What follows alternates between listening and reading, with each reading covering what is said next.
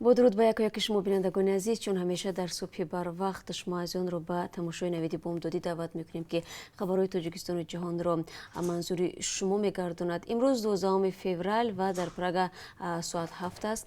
اکنون از خبرها میگیم. سه سازمان حامی حقوق از حکومت تاجیکستان خواستند دلیر شریفوف خبرنگاری مستقل تاجیک را که با اتهام افراطگرایی بازداشت شد فوراً از زندان رها کند.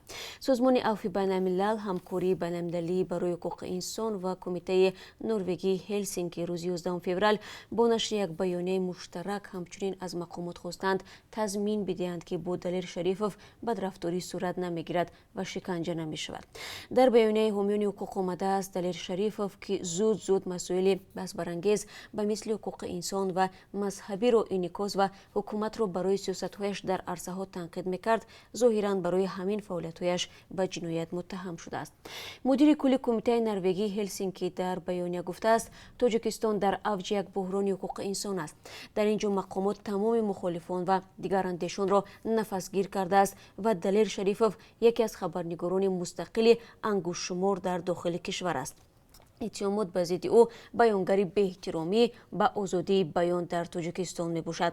خبرنگاری 31 ساله را روز 28 ژانویه دستگیر کردند و او را در بازداشتگاه کمیته عدالتی امنیتی ملی نگاه می دارند.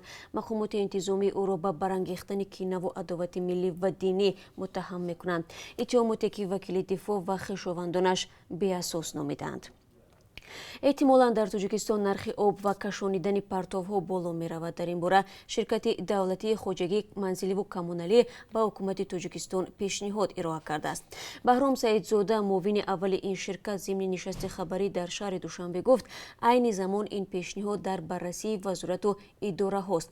سعیدزاده افزود در حالی که ارزش اصلی آب تامین کنی 4 سومانی است، شرکت آن را به اهالی به حساب میانه با نرخ 1 سومانی و 9 درم میفروشد.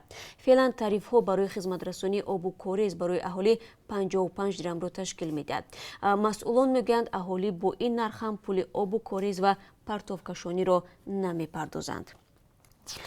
کمیسیون ملی تندرستی چین 11 فوریه گزارش داد که شبانه روز گذشته باز 97 نفر از کرونا ویروس به هلاکت رسیدند و شماره عمومی فوتیدگان از این ویروس به 1113 نفر برابر گشت. طبق آمار تصدیق شده شماره گرفتاران ویروس نو در چین اکنون به 44643 نفر رسید. سازمان جهانی بهداشت نام بیماری را که از سیریت کرونا ویروس منشأ میگیرد کووید 19 عنوان گذاشته است. دیروز در کنفرانس این سازمان در شهر ژنو رئیس سازمان جهانی بهداشت از ممالک عالم دعوت کرد که در مبارزه با این ویروس فوق‌العاده خطرناک همکاری زیچ راه اندازی نمایند. گفت ویروس ها از پیامد حمله تروریستی هم تهدید بیشتر به بار می آورد. تدروس گبریس گفت 99% گرفتاران ویروس در چین به سر می برند و این کشور در حالت اضطراری قرار دارد، ولی تهدید آن سراسری می باشد. اداره های رسمی چین در صحبت با اسوسییتد پرس گفتند که سرعت ویروس به انتقال مال و کالای چینی توسط همسایه کشورها از جمله کره شمالی، قزاقستان، قرقیزستان، مغولستان، تاجیکستان، ترکمنستان، ازبکستان و ویتنام تأثیر منفی گذاشته است. یک گروه حقوقشناسان سازمان ملل بعد تحقیق پرونده های 11 عضو حزب ممنوع نهضت اسلامی به این نتیجه رسیدند که حکومت تاجیکستان برخلاف عهدهداری های بین المللیش درباره حقوق انسان آنها را دستگیر کرده است. در خلاصه گروه کاری تحقیق بازداشت خودسرانه که روز 11 فوریه دسترس مطبوعات شد آمده است، واضح است که انگیزه ها برای بازداشت و زندانی کردن 11 عضو حزب نهضت اسلامی در واقع استفاده آنها از حقشان برای آزادی بیان و آزادی گردی همایی بوده است. سازمان ملل متحد از حکومت خواسته است همه 11 زندانی را آزاد کند. آنها را به دست داشتن در آشوب مسلحانه نوفرجان به رهبری عبدالحلیم نظرزاده متهم میکنند که ماه سپتامبر آن سال صورت گرفت و 10 نفر کشته و زخمی شدند. همه این افراد سال 2016 با گناه تروریسم و دیگر جنایت‌های سنگین به سالهای طولانی زندان محکوم گردیدند. رهبران حزب ادعا را رد کرده و گفتند که آشوب بهانه برای از بین بردن حزب مخالف از صحنه سیاسی بود. خلاصه را گروه سازمان ملل ماه نوامبر سال 2019 صادر کرد و برای آشنایی و پاسخ با حکومت تاجیکستان فرستاده است. буҷаи Москав соли гузашта аз ҳисоби додани патент ба муҷрони корӣ зиёда аз 18 миллиард рубл фоида дидааст, ки нисбати соли 2018 5.2% бештар аст. хабаргузории ТАСС менависад, ки соли 2019 дар пойтахти Русия наздики 500 000 патенти корӣ дода шудааст. аз ин шумора нисфи патентҳо ба муҷрони Ӯзбекистон, 38% ба муҷрони Тоҷик ва 6% ба украиниҳо дода шудааст.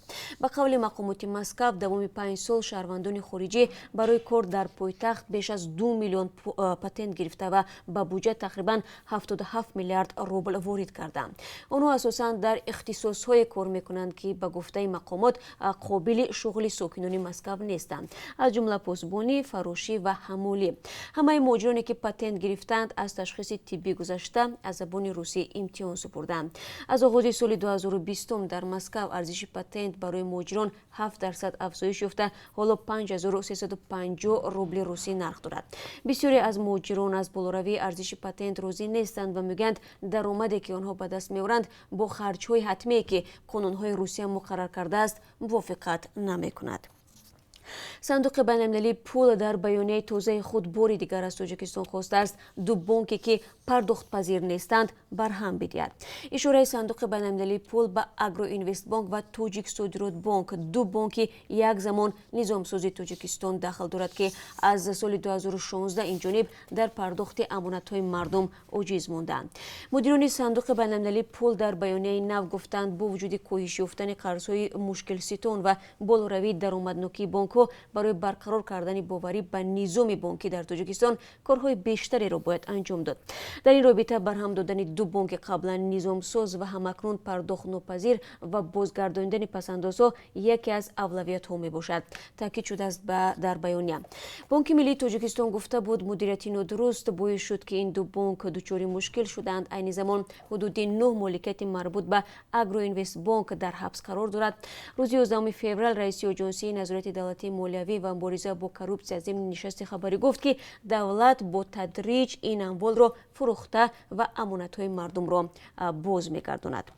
хуб, чун аз бонку пул гуфтем, рӯ меорем ба асъори хориҷӣ, ки аз сӯи бонки миллӣ имрӯз қурбаш ин гуна муайян шудааст. $1 9 сомониву 69 дирам арзиш дорад, 1 евро 10 сомониву 57 дирам ва қурби рубли русӣ бошад. дар қиёс ба рӯзи гузашта андаке болотар рафтааст. барои имрӯз 1000 рубли русӣ 151 сомониву 60 дирам муқаррар шудааст. бинандагони азиз, ин чанд хабаре буд, ки ман барои шумо дар ин субҳи барвақт гуфтам. агар мехоҳед хабарҳои бештар аз инро бидонед, рӯ биёред ба вебсайти радиои озодӣ зернишони cw.ozodi.org. ман ҳамаи шуморо бозам дар давоми рӯз бо хабарои тоза ва гузоришҳои рӯз мунтазир мемонам. рӯзатон ба хайр бошад.